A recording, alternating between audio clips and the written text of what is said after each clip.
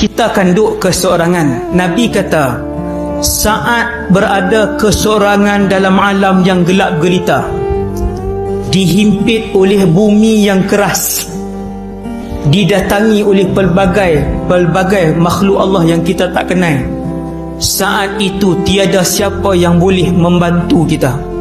Dan saat itu ialah saat yang pasti kita akan lalu. Turun dua malaikat ni, dia tak ada nak baik-baik dengan siapa. Dia turun, dia nak main. Tiba-tiba ada satu surah datang daripada arah kepala orang itu, menghalang malaikat itu. Dia kata jangan. Malaikat ni kata ke tepi. Surah ni kata tidak. Allah memberikan aku kelebihan untuk aku melindungi orang yang membacaku ketika dunia dulu.